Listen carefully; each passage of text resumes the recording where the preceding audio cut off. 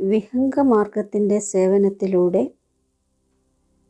വിശ്വപരിവർത്തനത്തിൻ്റെ കാര്യത്തെ സമ്പന്നമാക്കുന്ന സത്യമായ സേവാധാരിയായി ഭവിക്കട്ടെ. നമ്മുടെ ലക്ഷ്യമായ വിശ്വപരിവർത്തനത്തിൻ്റെ കാര്യം സമ്പന്നമാക്കുന്നവരാണ് സത്യസേവാധാരി. സേവാമാർഗം പലതുണ്ടെങ്കിലും അന്തിമ സമയങ്ങളിൽ വിഹംഗമാർഗത്തിൽ കൂടിയാണ് സേവനം തീവ്രമാക്കാൻ കഴിയുക. വിഹംഗമാർഗത്തിലൂടെ സേവനം ചെയ്യാൻ 2 കാര്യങ്ങൾ ബാലൻസ് വേണം. രൂപ്, ബസന്ത്, അതായത് ഓർമ്മയും ജ്ഞാനവും. ജ്ഞാനത്തിലൂടെയും ഓർമ്മയിലൂടെയും അനേക ആത്മാക്കൾക്ക് ഒരേ സമയം സന്ദേശം നൽകാൻ കഴിയും.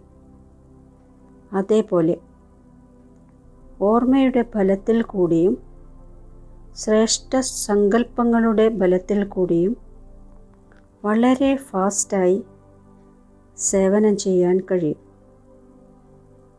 ഇതിനുവേണ്ടി പുതിയ മാർഗങ്ങൾ കണ്ടുപിടിക്കണം. അതിനോടൊപ്പം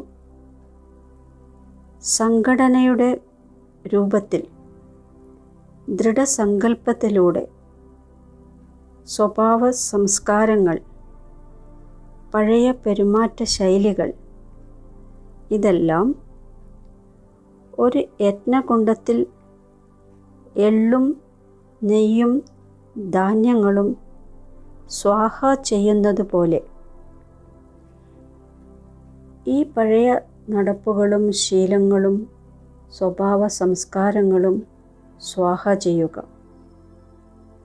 അപ്പോഴാണ് നമ്മുടെ ലക്ഷ്യമായ വിശ്വപരിവർത്തനത്തിൻ്റെ കാര്യം സമ്പന്നമാകുന്നതും ഈ ജ്ഞാനയജ്ഞം സമാപ്തമാകുന്നതും.